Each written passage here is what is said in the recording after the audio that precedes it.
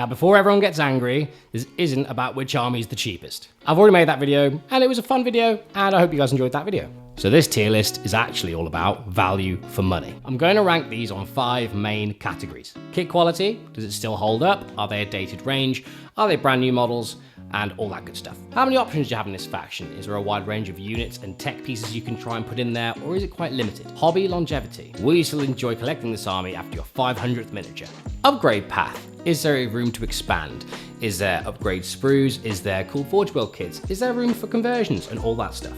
And then the overall value, where I would place this among the tier list. And would I recommend them? So let's get into it. Let's talk about the Adepta Sororitas. The Adepta Sororitas is one of the most unique factions in all of Warhammer 40K, and they have some amazing miniatures to back that up. You have Morval, Celestine, the Triumph of St. Catherine, and the Triumph of St. Catherine is, in my opinion, the most beautiful model in this entire range.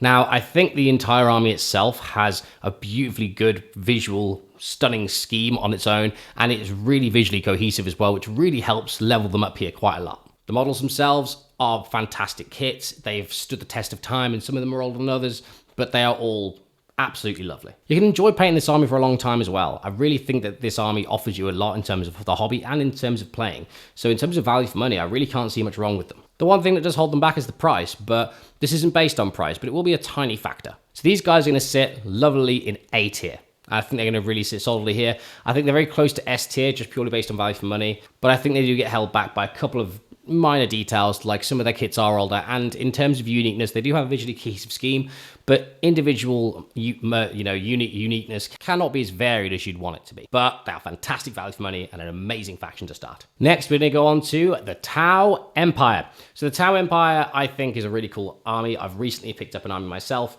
I think that they've got a really cool aesthetic. They're very visually cohesive as well.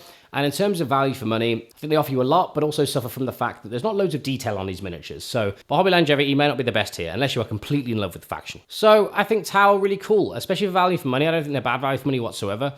So here I'm going to put them nicely in the middle of B tier. I think they're very solid. I think they're a good army, and I think they're a very solid army, and offer you a lot of really fun ways to play them as well, and varied ways to play them, which is going to be super good when you're trying to have fun with this army. Next, let's go on to the Grey Knights. So, Grey Knights are my boys. They're one of my favorite factions. However, in terms of value for money, they aren't the best, but they're not bad, right? Like, I think that the issue that they have is that their actual model range is super dated, and they are in desperate need of a refresh. Please, GW, replace that baby carrier. I've seen people convert the giant dreadnought into a Nemesis Dreadnought, and it just looks fantastic. There's so many new and unique ways you can actually make this army your own. However, all of them do require a lot more of investment and to change the actual core models themselves significantly. And playing as well, there are lots of options. I think play-wise, I think they're sound. I think there's lots of cool ways to play them, like uppy-downy, trying to hit 9-inch charges, get some good shooting in there as well. And I think they're pretty fun that way. But for the reasons I said above, I'm going to put these guys into C tier. I think this is a fair assessment for them. I think they are in desperate need of a model refresh. And once they have that, I think they'll be in a pretty damn good position. So let's go on to the next one. Next, let's go on to Orks. Orks are super fun. As for value for money, there's loads of models, there's loads of detail on them. The range has just had a load of new models come through from Armageddon.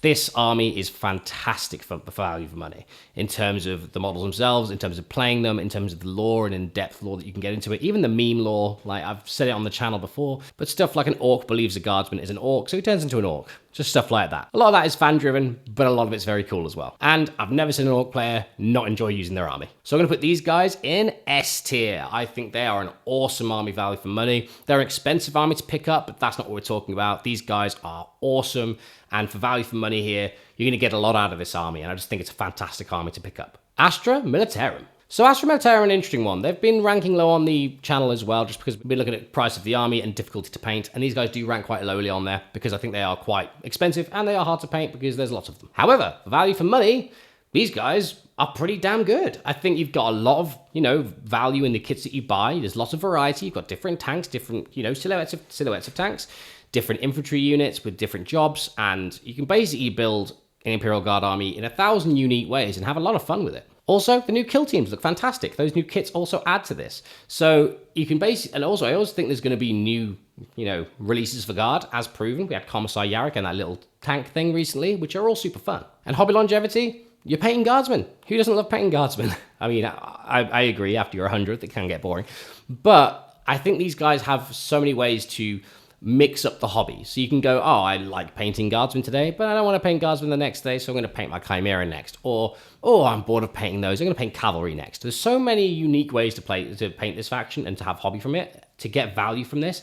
I think they do rank quite highly. So I'm going to put them into A tier. I think they're very good value for money. I think they offer a lot to new people as well, and they offer that very classic aesthetic of humans fighting the void and fighting the aliens in the horribleness of the 40k universe. So I'm going to put them into A tier and then move on. The Leagues of Votann. So the Leagues of Votann, the Space Dwarves, are super damn cool for a few reasons. First of all, these are one of the newer armies that came out in 9th edition, and they are super cool. They've got some really cool, unique units. They recently had some more models introduced to the army as well, like Beric and Bjorn and all that sort of thing. I think his name's Bjorn. But correct me in the comments below. And these characters look amazing. They have like a Tyranid head in one, an Orc head in the other, and they have a very clear aesthetic. They really hate those Xenos. Also, hobby longevity here, they are repeatable, they have a unique aesthetic, and I think that they're not too bad to paint. Assembly-wise, I've been told they're a bit harder than maybe I'm giving credit for, but I think here you're going to get a lot of value for your money in terms of buying these kits and having fun with them. So for all the reasons above, I'm going to put these guys into B tier, because I think they're very solid, I think they're very good in the middle. I think they just get limited by the fact that they are indeed Space Dwarves, and that is their identity. So let's move on to the next one. Drukhari, everyone's favorite Dark Elves. So these guys are in dire need of some new models as well. They've had a couple recently. Well, I think one, Lady Malice, and maybe a new Archon model, I think. But they look really, really good. Those models do. But I think the rest of the kits are dated, and I think that does let them suffer a little bit here for value for money. Also, there's lots of units that you want to have, and the only thing that is good about this is that there's a lot of variety in these units. So that's one thing that's not marking them down. But I do think they're one of the weaker armies here in terms of value for money. Now, Drukhari players out there are going to tell me I'm wrong, which is totally fine. And this doesn't mean that they're not, other people won't find value in this army. It's just from my personal view on this army itself. Also, they're not very forgiving to play. If you make mistakes, you can lose your army pretty quickly. And that can feel a little bit bad, especially when you're first starting. So for the reasons I've said above, these guys are going to sit into C tier, because I think that's a fair assessment for these guys. I think they desperately need a new model range update. I think they'd really benefit from it as well. There's some timeless classics in there. But I think they lost a lot of their range when 10th edition came out, and, you know, and Grotesques all went and all that sort of thing, which is sad. So hopefully they get some new models and they'll be in a bit of a better position. So let's go into the Space Marines. So these guys, I'm going to say, are a very, very good value for money. And there's a reason why. It's because they were always going to be good value for money, because Games Workshop want them to be good value for money. New Armageddon box has just come out. There's loads of different ways to paint those guys. You can paint them up as any of the factions that you want, and they're going to be fine in any of the above. They've been made generic enough that they can be slotted in anywhere, and those kits are beautiful. So, you know, I get it. And another thing is that the uniqueness in the individual units, I think, is a little bit better than people give them credit for as well. Yes, a lot of them have the same like silhouettes and profiles. But in terms of individual detail on these miniatures and the way you can go with them and the conversion potential you can go with them as well, you can really expand this entire faction. So if I'm going to put all these, I'm going to say Dark Angels, Space Wolves, and Blood Angels, by the way. I think they're all in this same group as well. Because I think, especially, that's what probably puts them all into S tier. Because there's so many variety of ways you can play your Space Marines and have fun with them. And also, there's upgrade sprues like the Black Templar ones, the Blood Angel ones, the Dark Angel ones. And there's more, but ultimately all of this is going to lead them towards being an exceptionally good value army for money, because you can paint Space Marines forever if you go through all the chapters. So for the reasons above, I'm going to put these guys into S tier, and I think that's a fair assessment on these guys. I'm a Space Marine lover myself, but I also do think that if in terms of value for money, you can't really go wrong with Space Marines. So S tier, and we'll move on to the next one. Let's talk about the Aeldari. So the Aeldari are in a really interesting position here, because if we're talking about value for money, these guys have some of the nicest kits in 40k. Like, they have the Avatar, they have the Uncarn, awesome kits. The new Aspect Warrior kits are fantastic as well as the new Phoenix Lord like Lycus. I think these guys do offer a lot of value for money in terms of hobby. You've got gems to paint, gold trim on gems, and a lot of detail you can really sink your teeth into. Also, the sculpt qualities are fantastic. Hobby longevity, you can paint 5 different color schemes in one army. There's loads of different ways to paint them. And I think this really adds value there in terms of making this good value for money. So, they are my boys, but I am going to put them into A tier. I think they're fantastic, for value for money here. I think if I wanted to go out and start the hobby again and start with a brand new, just a hobby-based project for good value for money to get a lot out of this army, I think I'd be looking at Aeldari myself. But without further ado, let's move on to the next one. Adeptus Custodes. So Adeptus Custodes are an interesting one. I think a lot of their older models, I mean, they have recently had a refresh. And I think when those models come out properly and you can, get them and have fun with them in the 40k setting, I think that this will bump up to A. So just as a premise, with the new models, probably A tier. But I'm going to base it off of their current range without adding the 30k ranges in, just for now. So I think the range is quite limited as it is, because they're an elite army, so they don't need many units in the codex. So in terms of value for money when you pick it up, I feel like you don't get a lot of, painting and hobby longevity here. Because also all the units do look very similar, and you are going to be painting metallics a lot. That being said, in terms of, hobby for money, you do get quite a lot of hobby from it if you really want to, because you can really go wow on these units, and I've seen people paint them NMM, and then true metallics. Some true metallics look absolutely fantastic on them as well. But I think ultimately this will lead them to being in the middle. So, for the reasons above, I'm going to put them into B tier, which I think is a fair assessment for Custodes. The new models may bump them up a little bit, but I do still think they suffer from the same aspect in that there's not lots of uniqueness in terms of the models in this faction. And from just purely value for money, I think that's going to bring them down a little bit. So, let's move on to the next one. Next, let's go on to the Necrons. So Necrons are in an interesting position. I think they've got really good value for money here, and I'm going to go into a few reasons why. Now, I think they are an expensive army to pick up, but I'm not going to base it off of that. The sculpts are awesome. They've just had a brand new C'tan range. They've had a brand new Necrosaur Amantar. The Silent King is arguably one of the nicest models in 40k, and overall the faction has a very unique and cohesive scheme that's going to give you a lot of variety while painting. If you're painting 100 Necron Warriors, of course, that won't be the case. But if you have all the C'tan, the Silent King, even a mix of a few of the tanks, you'll have a lot of variety here to try and have some fun with this army. And hobby longevity, people who start painting Necrons never stop painting Necrons. I think a lot of the guys who paint Necrons enjoy them, and they never stop. So I'm going to put these guys into A tier for value for money. I think they are a really solid faction as well to pick up and play. I think they're very easy to pick up and play. And I think they're a very good beginner-friendly army as well. So between all of those things, I'm going to have to put these guys into A tier and then move on to the next one. Death Guard. So the Death Guard are in an interesting position as well. And the reason why is they have a really cool unified army aesthetic, which is rot, plague, rust, grime, filth, all those sorts of things. Also, they are home to Mortarion, who is a fantastic Primarch miniature.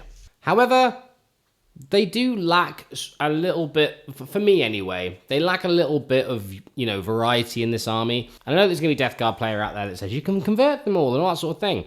But we're looking at value for money in terms of the kit sculpts. I'd like to say mainly. I mean, having the conversions on top as a bonus is nice. But, I've got to look at both sides. My only worry here as well is hobby longevity. Once you do the painting practices that get these guys to the level that you are happy, there's not much room to expand out of that apart from going further into the grim dark aesthetic, which, by the way, is very, in-depth and can get really into it, and that's fantastic. But for a new player and for someone who's looking at value for money on this army, I actually wouldn't rank it incredibly highly. Now, this is going to be a point of contention, I understand, but I do think that these guys don't rank as high as people may think that I'm going to rank them. And some of the kits are old, and they're timeless, I suppose, but I think there's some kits in there that could do with a refresh. So, I think that also adds to it. But I'm going to put them into B tier. I'm not going to rank them low, because I don't think that's fair on them, because Morty and some of the Terminator units definitely bring this up a little bit. But I'm going to put them bang in the middle. I think they are very solidly good value for money, but I don't think they are crazy good value either. And again, this is a mid tier list reminder. This is not based off how expensive they are. It's value for money. Okay? Chaos Demons. So Chaos Demons houses Be'lakor, which is one of my favorite models in the Warhammer 40k universe. I think he is absolutely stunning, and across the AOS universe as well. I think the new AOS models are brilliant, but I think this one does stand the test of time here. Now, Chaos Demons themselves, I think they're in a weird spot. They haven't got a codex. They're split across factions. They have unique individual detachments, which are fun, but people don't really know the future of them at the moment, because we still don't really have a faction, which can lead people to be a little bit nervous about it. Also, in terms of, army identity, if you take the incursion, where you can take lots of different of the demons, I can see that being quite unique, and you can have lots of different stuff. But especially if you wanted to follow like an individual mono-god army, you don't have much variety in those factions. The only good thing is you can also use Shadow Legion and mix some Chaos Space Marine units in there as well, which can also bump this up a little bit, which is pretty fun. However, I do think they suffer from all of the reasons that I've mentioned. So I'm going to put these guys into C tier because I think value for money wise, these guys can be a trap, but I don't think they're awful. I think they're fine. So yeah, we're going to put those into C tier and then move on. So Imperial Knights are a weird one because ultimately Imperial Knights have a few bonuses and a few disadvantages here.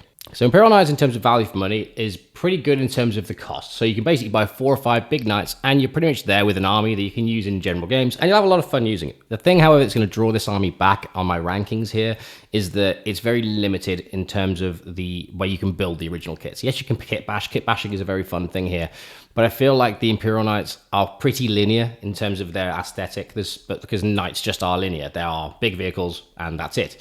Now that might be because of my perspective here, because I don't really play Knights at all. I feel like if you're an Imperial Knight player, you'd have a lot of value out of this, and I think you'll have a lot of fun. But ultimately, from my point of view, I don't think this sits very highly just because of the limitations in kits. So I'm going to put these into C tier for not great value for money here, but obviously this doesn't mean that they're not great value for money to someone. Every army is great for someone somewhere. Thousand Sons.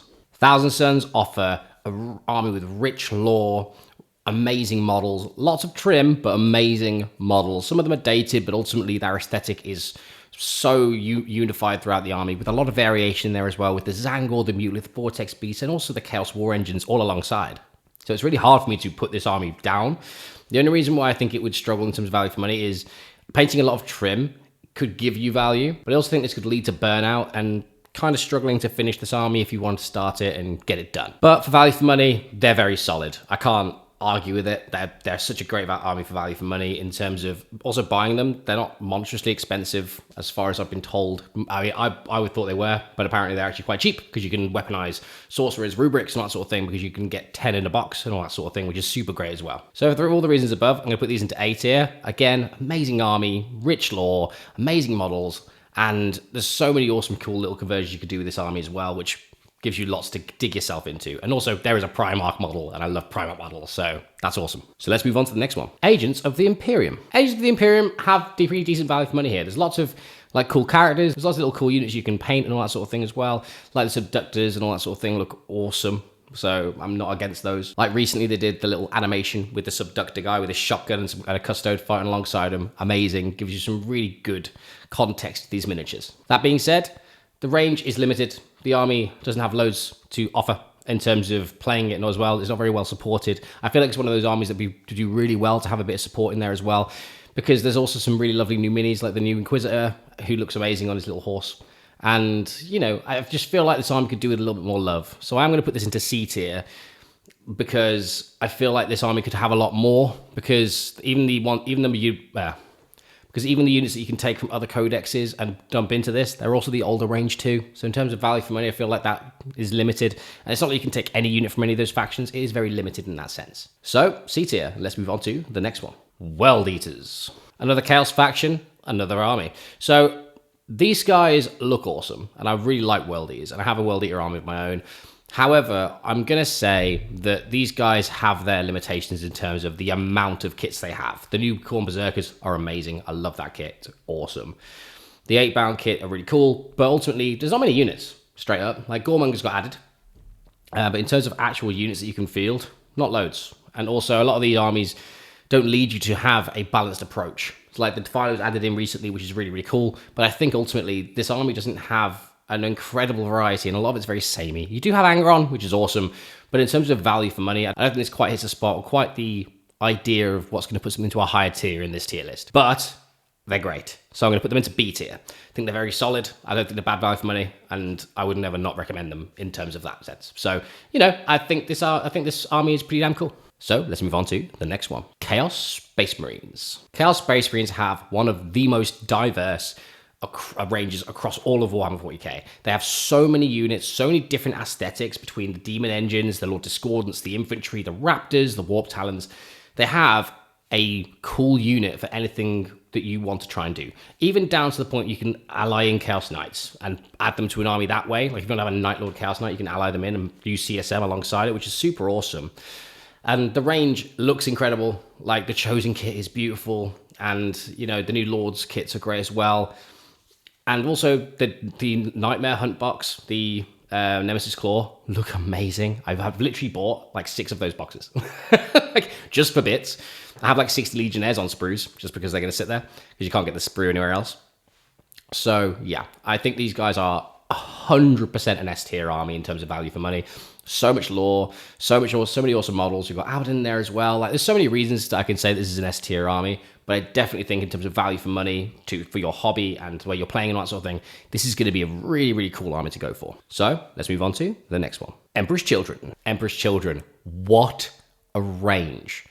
So I think these models outdo the World Eater models by a good country mile, personally. And weirdly, even though it's got similar issues to the World Eaters in terms of a limited range, I think it solves those issues in ways such as they have more access to units outside from the Chaos Space Marine Codex. You do have your Mauler Fiends, you do have your Defilers, and you know the Winged Demon Princes are good. Like the units that aren't good in World Eaters are good here, so it'll give you a lot of value for money. You can easily make 3 Winged Demon Princes and have a really cool army on the battlefield that's really dynamic and really fast, and also the range is incredible. And Fulgrim, amazing Primarch model. So I think you can probably guess where I'm putting these. I'm putting these into S tier. They are fantastic. I love Emperor's Children, and they are going to sit there very nicely in value for money. So let's move on to the next one. Adeptus Mechanicus. Admech, again, have a massive range of weird and wonderful robot men that just have so many different uses. There's so many different play styles you can get into. There's also so many different ways you can assemble them and different weapon variations and all that sort of thing.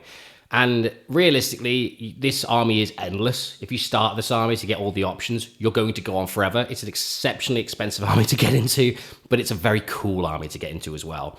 Recently, a few of my commenters have mentioned that they've started Admech and stuff, and they've been really enjoying it. Especially in 11th edition, there's a few cool ways to use them as well, which is super fun. So Admech have really good value for money here. I'm not going to put them into S tier, I'm going to put them into A tier. I think A tier is really fair for them, especially with the new models that they've had recently as well, which look fantastic. So we're going to put these into A tier. And then we're going to move on to the next one. Tyranids. Tyranids, what a range again. I think these guys have so many data sheets, so many different rule interactions, so many different ways to play this army. You can go Horde, you can go Monster, you can go Balance, you can go Stealthy, Uppy, Downy, and, you know, Lictors and Raveners and all that sort of thing. There's so many different ways to use this army in an effective way, and I think they're so versatile. Also, paint-wise, they're really, really fun to paint. I painted 1,000 points of Tyranids in a day in a challenge, and it was super fun to do. Like, it was such a dream to paint those models. They're so lovely, and I would definitely carry on doing those Tyranids at some stage.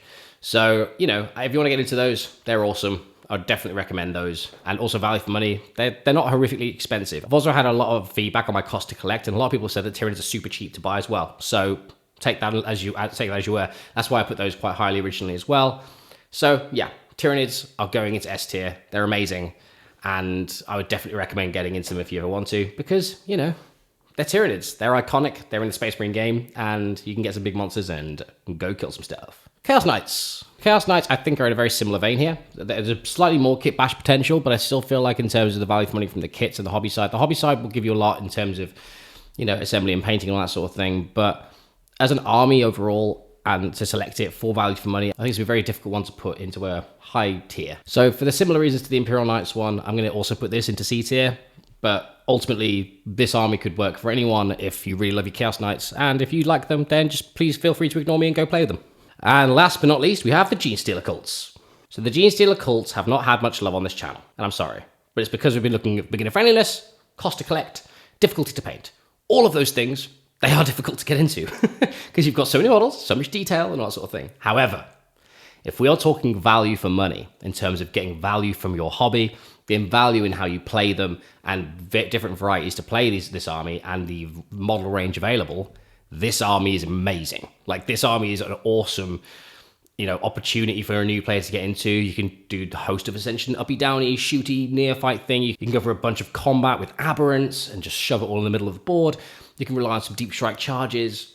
There's so many different ways you can play this army to a really effective level. They're also really nice minis. The one thing I'm going to drop them down a little bit though is I have no epic heroes.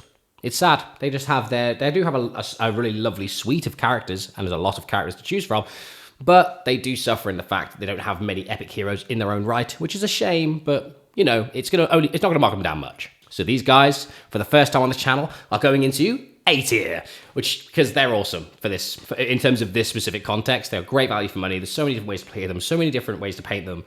There's so many different units you can buy as well to have really lovely variation in this, and you can have a balanced approach to this army, and it's going to look really good too. So yeah, they're going to go into A tier. Let's wrap this up. Now you notice I've put nothing into D tier. There's a reason for that. Every army has value to someone, and I didn't want to put anything into D tier, but I wanted to show you there was a D tier that just doesn't need to be used. So I put either a D tier in there, because some people do think that some armies are not value for money whatsoever and they're not good, but these things are subjective. And I wanted to put that in there to really show you that realistically anything can have good value for money if you have the the right mindset, if you have if you enjoy the army in a certain way, and if it really just gives you value. Because as much as I love making these videos, I'm trying to do this so you guys have more context of information to make your decision. So what wouldn't be helpful there is telling you that they're completely trash value at all, because that's just not fair, because no army has zero value. I really hope you found this video useful, guys. If you do like this sort of content, please do drop me a like and subscribe. Please drop me a comment below with the armies you think I have wrong. Also, if you want to request content in terms of other rankings and stuff like that, do let me know in the comments below. I do read them and I do reply to every single one. But without further ado, this has been a long video, and thank you for making it to the end. Much love, guys. Bye-bye.